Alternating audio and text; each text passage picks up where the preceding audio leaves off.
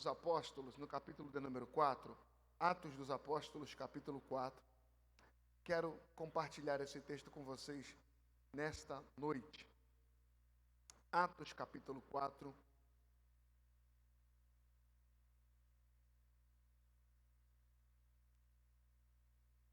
Nós vamos ler apenas um versículo que é o versículo de número 13. Atos 4, 13. Você encontrou, amém? Diz assim o texto: Então eles, vendo a ousadia de Pedro e João, e informados de que eram homens sem letras, indultos, se maravilharam e tinham conhecimento de que eles haviam estado com Jesus. Vou ler novamente. Então eles, vendo a ousadia de Pedro e João, e informados de que eram homens sem letras, indoutos, se maravilharam e tinham conhecimento de que eles haviam estado com Jesus. Amém? Feche seus olhos. Espírito Santo,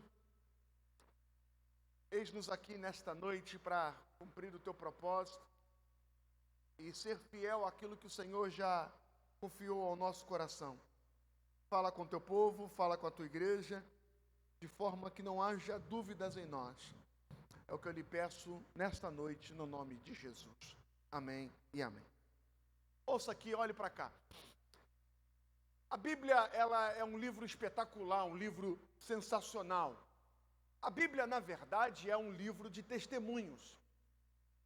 Se você quer ouvir testemunhos, histórias de conquistas, de milagre, histórias de superação, histórias de pessoas que erraram e falharam e aprenderam com seus erros, a Bíblia, ela vai nos dar essas respostas. A Bíblia vai nos trazer essa informação. Porque a Bíblia, ela não esconde a humanidade dos homens que escreveram a Bíblia. A Bíblia não esconde o pecado desses homens que passaram pela história sagrada. A Bíblia também vai demonstrar a capacidade de perseverança, de fé e de unção de todos esses homens. Atos é a história dos apóstolos depois da subida de Jesus. Atos é o prosseguimento que esses homens dão depois de receberem a manifestação do Espírito Santo sobre a vida deles. Esses homens, os seus discípulos, caminham com Jesus durante 3 anos e meio. E ao caminhar 3 anos e meio com Jesus, eles dormem, acordam, comem, convivem, vivem com Jesus. E nesses 3 anos e meio, eles experimentam milagres sobrenaturais. Eles são alvo de coisas sobrenaturais. E eles então vão aprendendo com Jesus a como lidar, a como agir, a como reagir, a como se portar no mundo espiritual. E Jesus então, durante 3 anos e meio, vai preparando, formatando esses homens para que tudo aquilo que eles aprenderam, eles pudessem dar continuidade. Então, esses homens passam por um processo de ensino, de aprendizado, de treinamento e de tratamento, para que o tempo de posicionamento chegasse, o tempo de uma postura viesse. E Jesus é assunto aos céus, morre, ressuscita, assunto aos céus, dá uma ordem aos discípulos, ficar em Jerusalém, até que do alto sejais revestidos do Espírito Santo. Há a manifestação do Espírito Santo sobre a vida daqueles que ali estavam no cenáculo. E agora, aqueles homens têm a missão de colocar em prática aquilo que eles aprenderam, de exercitarem aquilo que foi ensinado. Quando eu olho para a Bíblia Sagrada, eu percebo que o que estamos fazendo aqui nesta quarta-feira é sendo ministrados, instruídos, para que ao sairmos pelaquela porta, nós pudéssemos e termos o desafio e a responsabilidade de colocar em prática tudo aquilo que nós aprendemos aqui. Eu não sei, você já tirou a tua habilitação? Não sei quantos aqui são habilitados. Mas quando você vai fazer tirar a habilitação, que é só o sangue do Cordeiro, tem um demônio ali naquele Detran, uma legião que domina ali aquele Detran. Você tem a aula teórica, você fica, eu acho que ainda 45 horas de aula teórica. Você aprende mecânica, aprende primeiros socorros, aprende as matérias, e você vai lá e faz a aula teórica. Depois que você passa na prova da aula teórica, você então vai ter a aula prática. Você senta no carro e começa a dirigir aquele carro. E aí ele vai te ensinar como passar a marcha, dar ré, entrar, fazer a baliza, naquele processo todo da autoescola. E quando você completa, eu acho que 20 horas de aula prática, você então marca a prova prática. Você chega lá no Detran. Quando você chega no Detran, você tem lá um abençoado do Detran que fica do lado de fora, e tem um outro abençoado, endemoniado. Eu não sei se tem alguém do Detran aqui, se tiver, me perdoa. Fica um outro endemoniado do teu lado. E aí você entra no carro, vê, né? Retrovisor, tudo mais, ele coloca o cinto, e aí ele fala para você assim, quando estiver pronto, você fala. Você olha, e aí, só que quando ele fala pronto, você tem 3 minutos para colocar o carro dentro da baliza. Você tem 3 minutos para sair com o carro e colocar ele dentro da vaga. Só que tem um do lado de dentro, 2 do lado de fora. E antes de você entrar dentro do carro, você tem gente chorando porque passou. E ligando para a mãe. Mãe, passei! Olha! Você tem gente chorando porque está reprovado pela 8ª vez. Eu desisto! Eu não quero mais fazer esse negócio de habilitação! Eu não quero mais dirigir! É por isso que tem muita gente que dirige sem carteira! É muito difícil! Então você tem um ambiente com uma pressão psicológica gigante. Aí você tem que entrar e fazer a tua prova. E ali você coloca em prática, não o que você aprendeu na teoria. Você vai colocar em prática o que você aprendeu na prática. A teoria vai te dar instruções, vai te ajudar, vai, de forma maravilhosa. Sinalizando placas, né, ligando setas, de como agir, de como não. Mas é a prática que vai fazer você movimentar o carro e sair dali. Mas muito mais do que a prática, é as suas emoções que precisam estar bem para aquele momento, para aquela hora. Então, se você tiver tido um dia terrível, brigou com o marido, fica mais difícil. Brigou com a mulher. Se você passou uma noite mal dormida, você vai ter dificuldade. Você precisa estar bem emocionalmente para aquele momento, ao entrar no carro e dar toda aquela condução naquele carro. Por que eu estou dizendo isso? Porque a vida espiritual é a mesma coisa. A vida cristã é a mesma coisa. Você está aqui sendo ministrado, sendo instruído, sendo ensinado, recebendo uma porção da palavra de Deus. Aí acaba o culto, não tem pastor Vitorino, não tem pastora Vanessa, não tem nenhum pastor. Acaba o culto, você vai para casa. E quando você parte para a sua casa ou para o seu compromisso, os confrontos virão, os desafios virão, os testes surgirão. E ali que a tua fé será revelada. E ali que tudo aquilo que você diz que crê, que você acredita, vai ser manifesta. Quem está dentro de um CTI, ou quem entra para uma cirurgia, sabe que naquele momento é você e você. não tem pai, não tem mãe. O que você vai ter é gente intercedendo. O que você vai ter é gente orando. O que você vai ter é gente dizendo: olha, estamos clamando pela tua vida, mas é você e você. Eu conversava com uma ovelha da nossa igreja que ficou no CTI na época do Covid. Ele disse para mim: pastor, eu via um morrendo de um lado, eu via outro morrendo de outro, e eu olhei naquele ambiente de CTI, sabe, usando lá aquela máscara de oxigênio, e ele falou que vinha um montão de mensagens na cabeça dele, e ele falou: pastor, era eu naquele momento. A enfermeira não podia falar, o médico examinava, olhava, viu o prontuário e ia embora. E começou a bater nele um desespero de achar que ele não iria sobreviver, não veria mais os filhos. Foi quando então ele levou a sua mente cativa aos céus. Foi quando que naquele momento a alma dele começou a dizer para ele, e ele dizer para a alma: por que te abate a minha alma? Por que te desespera dentro em mim? Crê em Deus que ainda o louvarei. E aí ele começou a pregar para ele, ele começou a ministrar para ele, ele começou a falar com ele. Naquele momento ele percebeu que houve uma paz no coração dele e a certeza que Deus estava com ele naquele processo. Então, meu irmão, eu quero começar essa mensagem dizendo: ei, tudo aquilo que estamos recebendo aqui é para nos preparar, é para nos formar, é para nos levar a ter uma fé inabalável e a certeza de que Deus está conosco em todos os momentos.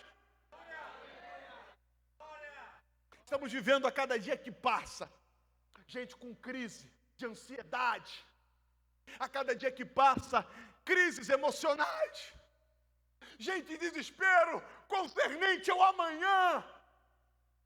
E aí, quando você vai olhar, a gente que tem o conhecimento da palavra, a gente que é da fé, a gente que tem promessa, a gente que crê em Deus, mas quando a adversidade chega, a paz lhe rouba o coração, lhe salta do coração. E aí, como se posicionar? Como agir?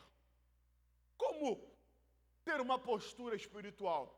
Eu olho para a vida de dois homens, Pedro e João, instruídos por Jesus, caminharam com Jesus. E aí esses homens agora estão sendo acusados de pregarem o evangelho. Esses homens agora estão sendo acusados de curarem um paralítico do templo da Porta Formosa. São interrogados, são questionados, são chicoteados, e naquele sinédrio, diante de homens cheios de conhecimento, aqueles homens são interrogados, questionados, e aqueles homens do sinédrio percebem em Pedro e em João uma postura diferente, um falar diferente, uma atitude diferente. E quando aquele sinédrio percebe uma postura diferente, logo aqueles homens chegam a uma conclusão: esses dois, com certeza, estiveram com Jesus. Esses homens, com certeza, andaram com Jesus, porque eram homens sem conhecimento, mas falavam como quem tinha conhecimento. Eram homens indoutos, mas falavam com autoridade. Eram homens simples, mas quando falava, cheio do Espírito Santo, falava com intrepidez. Aí, ao olhar para eles, perceberam: esses homens foram influenciados por alguém. Esses homens caminharam com alguém, e esse alguém foi Jesus, porque aqueles homens do sinédrio já haviam tido a experiência de interrogarem Jesus antes da crucificação. E aí, lendo esse texto, Deus me trouxe uma palavra para liberar aqui nesta noite em Advec Coelho da Rocha. Marcas de quem esteve com Jesus. Você quer saber quem anda com Jesus? Quem anda com Jesus deixa umas marcas. como quem não anda também deixa. Quem anda com Jesus dá sinais. A psicologia diz que o homem ele é produto do meio. Diz também que nós somos influenciados pelas 4 ou 5 pessoas com as quais nós nos relacionamos. Nós andamos. Eu tenho um defeito na perna. Eu ando mancando. Eu manco. Disso, né? Corrigindo com palmilha, aquela coisa toda. E aí eu comecei a andar muito. 2 amigos começaram a andar muito comigo, pastor. E aí começaram a andar comigo. Um belo dia eu estou andando e eu olhei para eles. Falei, ué, vocês estão mancando também? O que houve? Está com dor na perna? Não. Ou seja, de tanto eles andarem comigo, eles começaram a mancar. Vai mancar não. Eles começaram a mancar, porque é natural quando você começa a andar com alguém, você pega o trejeito. Há quem diga quando você sai daqui e vai para o Nordeste visitar os parentes. Há quem diga quando você sai daqui, vai para São Paulo visitar os parentes. Fica lá 3 semanas, como é que volta o sotaque? Carregado. Como é que volta o sotaque mineiro? O sotaque paulista, carregado. Porque é o ambiente. É os relacionamentos. É de tanto ouvir, aquilo começa a entrar em você. Ou seja, se o ambiente, ele pode me formatar, se o ambiente, ele pode me influenciar, eu preciso criar características em mim do Cristo, pela qual eu digo que amo, caminho e vivo. Ou seja, se eu digo que ando com Jesus, amo a Jesus e não pareço com Ele, alguma coisa está errada. Se eu digo que ando com Jesus, o tempo passa e a minha vida não muda, não melhora. Você já ouviu isso? Você encontra alguém, você conversa com alguém, aí você fala assim, eu já tive essa experiência, encontrei um amigo de anos, conversando com ele, as mesmas conversas, as mesmas histórias, as mesmas dificuldades, contando as mesmas lutas. Aí eu olhei e falei, rapaz, fulano não muda, né? Rapaz, não melhora. Não melhora. O tempo passou, os anos vieram, não melhorou. E não é só na melhora física, não. Na melhora da postura, na mentalidade. Eita, escuta o que eu vou te dizer. Se é para mudar, se é para melhorar, irmão, eu quero declarar que até o problema que vai vir na tua vida vai ser novo. Chega de problema velho. Chega de luta velha, é a mesma luta, é o mesmo problema, é a mesma dificuldade. Luta nova é vitória nova, luta nova é fase nova, luta nova é Deus levando você a uma dimensão nova. Você recebe essa palavra nesta noite, amém? Marcas de quem esteve com Jesus. Primeira marca de quem esteve, primeira marca de quem anda com Jesus. Número 1, vive uma vida de oração. É impossível querer caminhar com Jesus e não querer orar. A vida de Jesus era uma vida tão forte na área da oração, que se tem uma coisa que os discípulos pediram para Jesus ensinar foi a orar. Senhor, ensina-nos a orar. Ensina-nos a orar. E quando eu falo de oração, eu não estou dizendo para você ficar 10 horas de joelho. Se você tiver disponibilidade, esse tempo, amém. Quando eu falo de oração, eu estou falando de você entender da realidade do mundo espiritual. Olhe para cá. Existe uma realidade chamada mundo espiritual. E a Bíblia diz que o mundo espiritual, ele só se discerne espiritualmente. É impossível tentar discernir o mundo espiritual tendo posturas carnais, naturais e humanas. Mundo espiritual, para você acessar, você precisa acessar o mundo de Deus. É uma porta que te leva para uma outra dimensão. Aqui há um templo, aqui há uma parede e há uma porta. A única forma que eu tenho de acessar o outro lado é o quê? Entrando pela porta. Quando eu oro, eu acesso o mundo espiritual. Eu entro no mundo espiritual e aí eu me conecto com o mundo de Deus. Você já ouviu isso? Para Deus falar com a gente, Ele fala de diversas maneiras. Mas para nós falarmos com Deus, nós só temos um caminho. E qual é o caminho? É o caminho da oração. Eu não estou falando de viver 24 horas de joelho, mas eu estou falando para viver uma vida de total ligação com os céus. A Bíblia diz que nós devemos orar sem cessar, e orar sem cessar é não se desconectar dos céus, é não se desconectar de Deus, é não se desconectar do mundo espiritual. A gente precisa entender da realidade do mundo espiritual, porque só se vence batalhas espirituais com atitudes espirituais.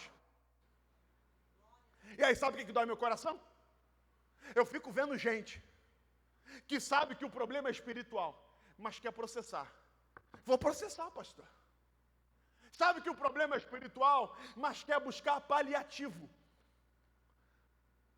Sabe que o problema é espiritual, mas não quer tomar uma postura espiritual, porque tomar uma postura espiritual vai requerer de você um posicionamento.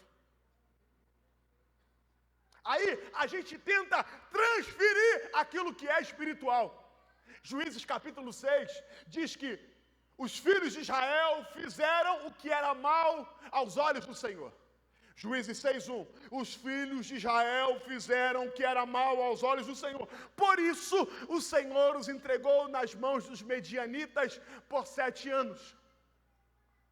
E por causa dos medianitas, Israel fez covas nos montes, cavernas e fortificações. Toda vez que Israel semeava, na hora da colheita, os medianitas, como os amalequitas, os moradores de Seir, vinham contra eles como um gafanhoto e roubavam tudo. Ou seja, o processo começa na desobediência a Deus. E aí eles tentam resolver desobediência espiritual criando caverna, criando cova, criando esconderijo. E toda vez que Israel pensa em colher dos frutos da sua semeadura, os inimigos vêm. Como é que se resolve um problema espiritual, Israel? Não se resolve com cova. Um problema espiritual não se resolve com caverna. Um problema espiritual se resolve no capítulo de número 11. Por isso, versículo 11, por isso os filhos de Israel clamaram ao Senhor. E ao clamar ao Senhor, Deus lhes enviou um profeta. Deus enviou um profeta, versículo 13, a Bíblia diz que Gideão, ele vai malhar o trigo no lagar para pôr a salvo dos medianitas. Escute isso. Israel desobedece a Deus. Israel cria cova e caverna por causa dos medianitas. Israel está pagando um preço por causa de uma postura espiritual. Aí quando Israel clama, Gideão vai malhar o trigo no lagar. Quando Gideão malha o trigo no lagar, Deus vê em Gideão a oportunidade de levantar alguém para mudar aquele ambiente espiritual. Ei, escute o que eu vou dizer. Quando eu caminho em oração, Deus vai levantar pessoas para que mudanças de ambientes aconteçam. Quando eu caminho em oração, Deus levanta gente para ter uma postura espiritual. Você crê nisso? Ou seja, como é que se muda um ambiente espiritual? Com clamor. Como é que se muda um ambiente espiritual? Com oração. E é na oração, escute, na oração, Deus vai começar a levantar pessoas para terem uma postura de mudança. Ou seja, quando eu começo, obrigado, príncipe, Deus te abençoe. Quando eu começo a orar, Deus começa a preparar o ambiente. E Deus levanta alguém, para que esse alguém seja a resposta do milagre que eu preciso. Então, eu sei que você gosta disso, eu sei que você ama isso. Então vira para quem está do teu lado e diga assim: começa orando, começa. Começa a orar, começa. Começa a clamar, começa a buscar o Senhor, Nós somos o povo da oração. Nós somos o povo que entende de mundo espiritual. Mas como é que pode sermos o povo da oração e o povo que menos ora? Como é que pode nós termos um Deus que age, que fala, que se manifesta e sermos o povo que menos ora? O povo aqui do Ocidente, ela é um povo que a cada dia que passa vai se distanciando dessa questão da realidade do mundo espiritual. Você vai lá no povo oriental, budista. Você vai lá no Oriente Médio, muçulmano. Os hinduístas, o tempo todo clamando, orando, dobrando toalhinha no chão. O povo do Oriente Médio, os muçulmanos, os radicais islâmicos, eles levam tão a sério a oração que até na hora de serem homem-bomba e de explodirem uma sinagoga, eles oram antes. Até na hora de fazer as doideiras dele, eles fazem um processo de purificação. Até na hora de matar o outro, ele se purifica. Ele ora lá, porque ele tem muita convicção naquilo que ele está fazendo. Aí você vê o povo de Deus, o diabo fazendo uma bagunça, e ele vira e fala: pastor, o senhor conhece um bom advogado? Nada contra o advogado, Deus continue usando os advogados. O diabo fazendo uma bagunça, você conhece um remédiozinho para acalmar aquela pessoa? Eu não estou aqui negando o trabalho de psiquiatra, psicólogo. A minha esposa está fazendo psicologia. O que eu estou dizendo é que quando é espiritual, tem que se ter uma postura espiritual. Você está comigo? Diga amém. Vamos correr por causa do tempo. Ei, marcas de quem caminha com Jesus. A segunda marca é abençoador. É abençoador.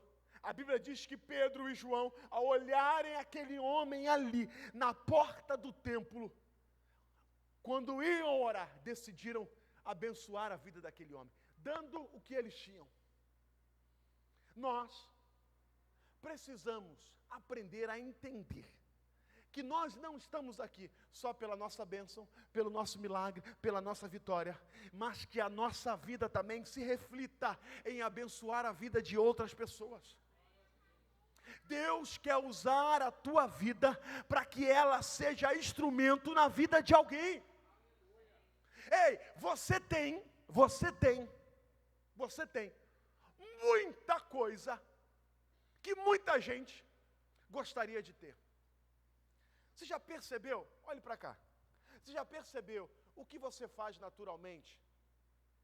Talvez é o sonho de muita gente fazer e não faz. Não entendi, pastor. O que você faz naturalmente é o sonho de muita gente fazer e não faz. Acordar. Abrir os olhos. Levantar de uma cama. Ir ao banheiro. Ir ao banheiro. Se alimentar. Andar. O que você faz naturalmente e que a gente não valoriza é o sonho de muita gente. Aí a gente reclama: ai, nada acontece, minha vida não é abençoada, as coisas não andam na minha vida, pastor, eu não sei o que está acontecendo, eu estou aqui há anos, aqui na Advec de Coelho da Rocha, e Deus não me abençoa. Como não te abençoa? Você está vivo, você tem vida, você está com saúde. Tem guerra? Tem luta? Tem. Mas, ei, você tem a boa mão do Senhor sobre a tua vida. Você tem a boa mão do Senhor sobre você. Valorize isso. Valorize. Então, o que você faz? Abençoe. Permita que a sua vida seja para servir alguém, abençoar alguém. Frequenta a igreja, não se envolve. Frequenta a igreja, não serve. Frequenta a igreja, não trabalha na obra. Frequenta a igreja, não abençoe a vida de alguém. Pelo amor de Deus, meu irmão. Coloque no teu coração: eu vou fazer da minha vida um instrumento de bênção na vida de pessoas. E quando você colocar isso no teu coração, acredite, a Bíblia diz que quando nós priorizamos o reino de Deus, todas as demais coisas serão acrescentadas. Dá uma catucada quem está do teu lado e diga assim: abençoe alguém, seja bênção na vida de alguém, honre alguém, entenda que o outro tem importância na sua vida, reconheça isso. A gente vai vivendo, e naquele sentimento consumista de quanto mais tem, mais quer, quanto mais quer, mais tem, e naquela briga toda, e a gente não consegue perceber que Deus está colocando pessoas do nosso lado para que nós sejamos bênção para ela. Agora entenda uma verdade: abençoar pessoas é diferente de dar donativos. Porque a gente olha e fala assim: ai, a irmãzinha está precisando de uma cesta básica, vou abençoar. É um donativo, isso não é bênção. Isso é uma necessidade que alguém tem e que você está lá suprindo essa necessidade. Abençoar é nem sempre no teu contexto ou no teu conceito ela precisa. Porque a gente vai olhar assim, falar assim: quem precisa mais? O irmãozinho que é mais rico ou o irmãozinho que é mais pobre? Ah, o irmãozinho que é mais pobre. Então eu vou abençoar o mais pobre. Não, você não entendeu o que é bênção. Você não entendeu o que é bênção. A bênção você libera na vida do outro. Porque a bênção não tem a ver com o outro. A bênção tem a ver com você. Então nem sempre aquele que você vai abençoar vai precisar. Que é isso, pastor? Uma vez Deus mandou dar uma oferta para uma pessoa lá na igreja, na sede, que essa pessoa, ela tinha muito mais, mas muito mais do dinheiro do que eu. Deus falou assim: dá uma oferta para aquela pessoa. Aí eu peguei e dei uma oferta para ela. Aí Deus mandou te dar. Mas quando Deus mandou dar a oferta para ela, não tinha a ver com ela, tinha a ver comigo. Então, não era a questão de Deus abençoá-la, era a questão de que Deus queria tratar comigo. Porque a gente fica naquela tendência de achar que bênçãos, ela está relacionada à necessidade. Nem sempre. Nem sempre a bênção vai estar relacionada à necessidade do abençoador. Nem sempre. Então, aprenda a ouvir a Deus falando contigo para liberar e ser bênção, talvez na vida de alguém que no teu entendimento não precisa, mas saiba, não é com ele, é contigo. Então tenha a liberdade para ouvir a voz de Deus. Eu ouvi uma vez alguém falando assim para mim: pastor, olha como é que é essa concepção. Pastor, quando é para ofertar, eu não oferto na minha igreja não, eu oferto em umas igrejinhas que precisam mais. Então, a igreja que eu estou, uma igreja boa, estruturada, aí tem umas igrejinhas pequenininhas, 20 lugares, quase não tem microfone, aí eu mando a minha oferta para lá. Eu falei: glória a Deus, parabéns, Deus abençoe por essa linda tua postura. Só que a oferta não tem a ver com isso. A oferta não se trata do ambiente, a oferta se trata do ofertante. Então, quando eu libero a oferta, quando eu abençoo com a minha postura, com a minha vida, com o meu cuidado, com o meu carro, Deus está tratando primeiramente comigo. Então, marcas de quem caminha com Jesus é abençoador. Abençoa. Aonde ele passa, ele deixa uma marca, é abençoador. Ele deixa um registro, marca na diferença, ele abençoa. Ele ora. Chegou no ambiente, ore, ministra, declara, profetiza naquele ambiente. Entrou num lugar, abençoe aquele lugar que você está. É no teu trabalho, abençoa o teu trabalho. É na tua casa, abençoa a tua casa. Aonde Deus te colocar, entenda que Deus te colocou ali para fazer a diferença. E fazer a diferença é abençoar, ser bênção e declarar a presença do Senhor naquele ambiente. Você está comigo? Diga amém. vou correr. Terceira marca de quem esteve com Jesus é que diante das afrontas, ele não muda. Vou repetir. Diante das afrontas, diante das perseguições, ele não muda. Você quer saber o nível de fé que você tem? Ela é revelada nos momentos de confronto. A nossa fé, ela é revelada diante de uma estátua, quando Nabucodonosor vai dizer assim, vai tocar a harpa, a cítara, a gaita de fole, e se alguém ficar em pé e não se prostrar, vai ser lançado na fornalha de fogo ardente. A Bíblia diz que naquele reino tinham 3 rapazes, Misael, Azarias, Ananias. O que aqueles rapazes fizeram? Se prostraram? Não. Eles se mantiveram de pé. Por quê? Porque eles tinham convicção dentro da alma deles, quem eles eram. A certeza de que ainda que uma perseguição viesse, ainda que uma afronta se levantasse, eles estariam firmes na posição deles. Eu começo a perceber que tem gente que cresce, mas não estabelece raiz. Cresce, mas não desenvolve maturidade. E ele começa a desenvolver na obra. Ele começa a trabalhar na obra. Na primeira dificuldade que tem dentro da igreja, ele já pede carta. Na primeira conversinha que cita o nome dele, eu não quero mais fazer isso não. É muito problema dentro da igreja, pastor. É muita falta de amor dentro da igreja, pastor. Estou saindo fora, desisto, não quero mais. Não, meu irmão, é nesse momento que Deus vai forjar você, preparar você e vai dizer para você que você está indo no caminho certo. Então, se prepare para as afrontas.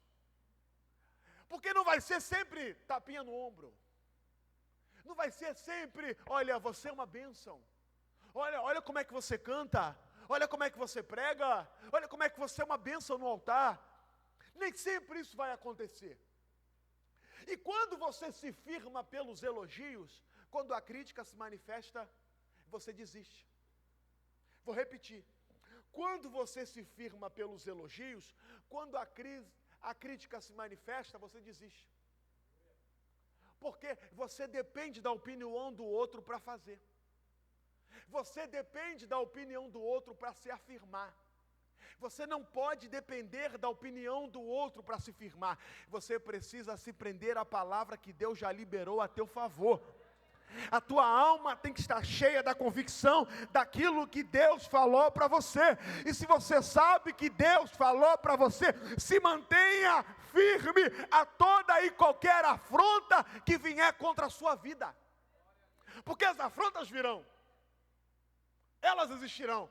Elas acontecem dentro de casa, elas acontecem no trabalho, elas acontecem no ambiente eclesiástico, dentro da igreja, elas virão. Você precisa estar preparado para que quando elas venham, não mude quem você é. Não mude a tua postura, não diminua a tua velocidade, não diminua a tua fé, não diminua as tuas crenças. Você continua marchando, caminhando em direção ao céu, servindo ao Senhor, honrando as pessoas, abençoando as pessoas.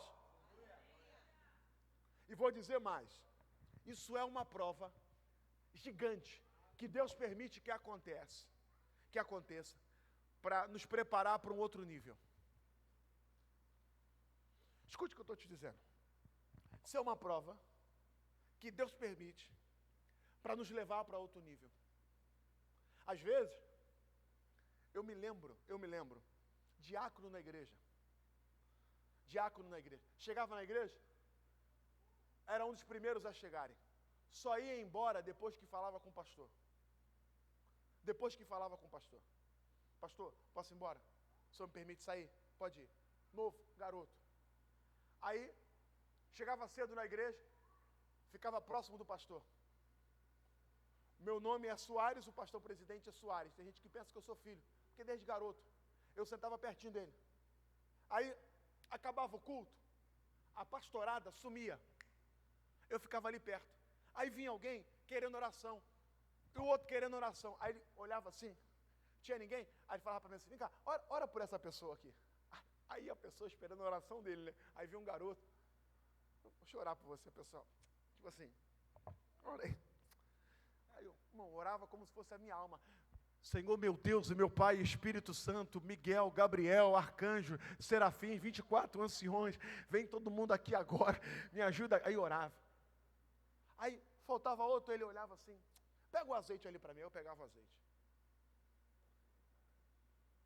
Aí ele, resolve isso aqui para mim. Aí eu resolvia. Eu fazia. Pessoal, acabava o culto, ia embora, eu estava ali perto. Às vezes, irmão, eu ficava, o pastor atendendo, e eu ficava sentadinho, esperando ele acabar o atendimento. Coisa linda, está falando. E lá, eu aqui esperando. Ó, todo mundo, vai, acabou o pastor pai. Aí, irmão, ele entrava no carro, eu ia para casa, a pé. E tu acha que eu ia aqui, murmurando, brincadeira, pastor, de carrão, eu estou indo para casa a pé.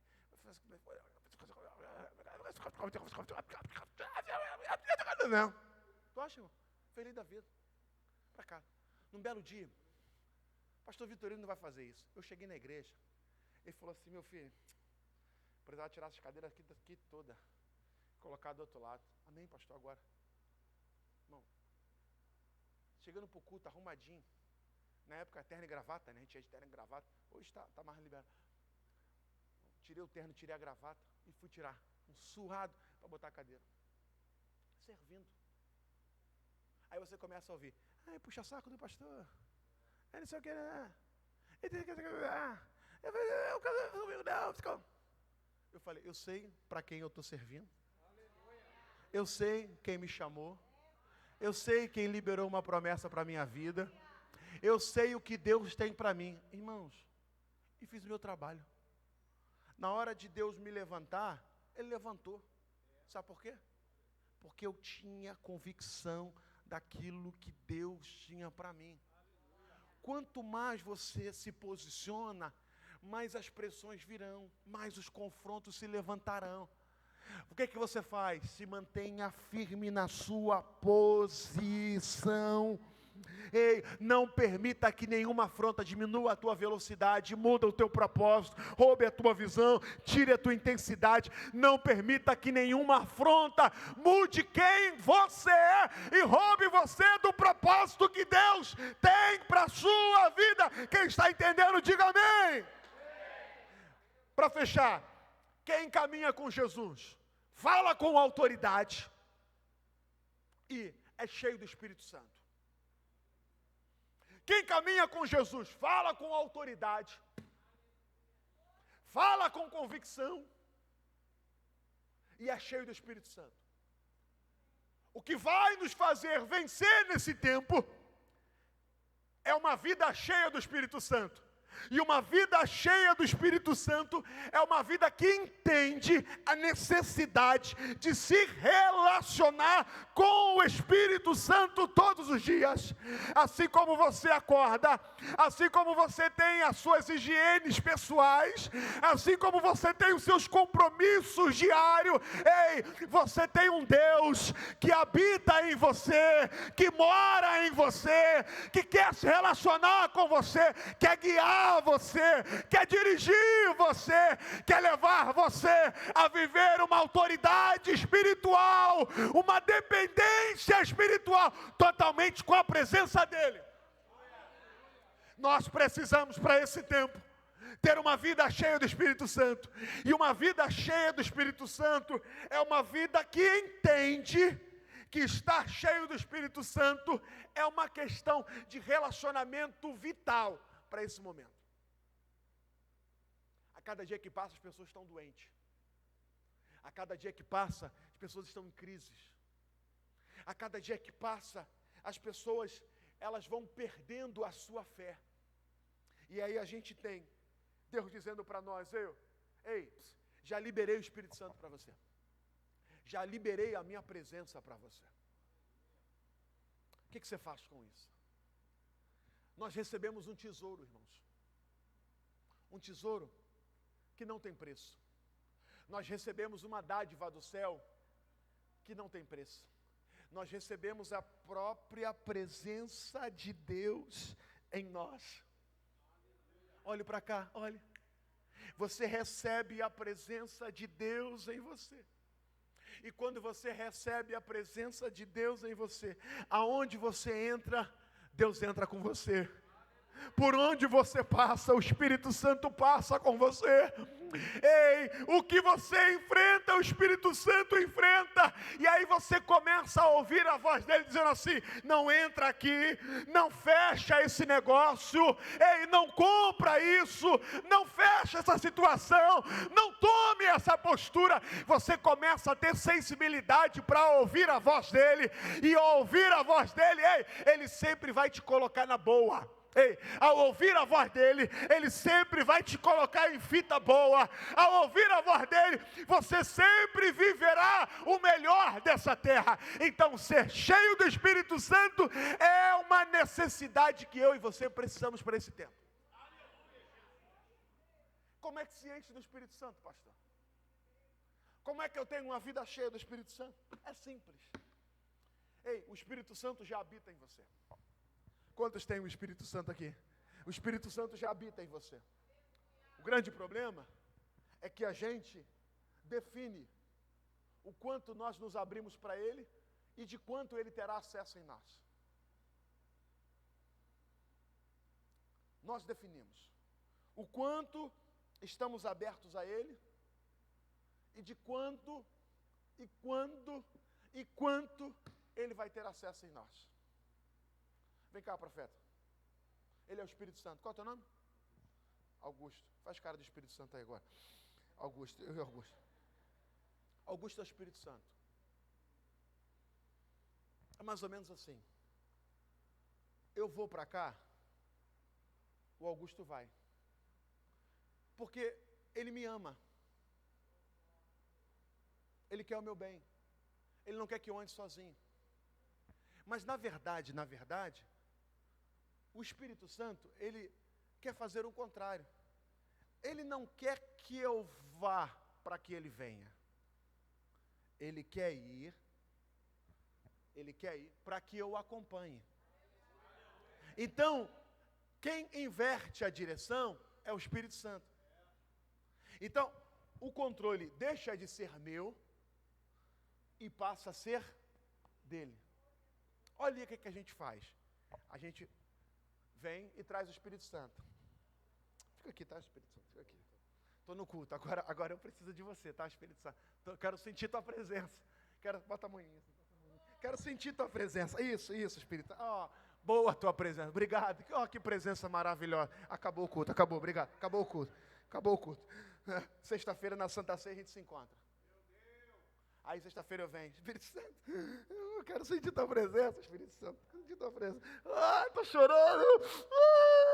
Espírito Santo. Tá bom, domingo a gente se vê, Espírito Santo, a gente já sai. Aí, semana, eu falo um montão de besteira, um montão de língua estranha, mas que não é Ele que dá. O que Deus está querendo dizer? Meu filho, eu quero ir para casa contigo. Eu quero te guiar. Não entra nessa furada não, vai por aqui. Ou seja, o controle deixa de ser meu para ser dele. Você vai, se o Espírito Santo for, eu vou. Você vai fazer, se o Espírito Santo fizer, eu faço. Você vai entrar, se o Espírito Santo entrar, eu entro. Você vai mexer, se o Espírito Santo mexer, eu mexo. Você vai falar, se o Espírito Santo falar, eu falo. Você vai anunciar, se o Espírito Santo anunciar, eu anuncio. Você vai fazer, se ele fizer, eu faço. Ei, eu sou dependente dele, eu só vou se ele for, eu só estou se ele estiver. Moisés declarou isso quando ele disse: se a tua presença não for conosco, não nos faça sair desse monte. Você e eu precisamos ser cheios do Espírito Santo. Levante sua mão e adore ao Senhor. Aleluia, aleluia, aleluia. Essa geração, irmãos, essa juventude, esses adolescentes, só tem uma coisa que vai marcar essa garotada. Só tem uma coisa.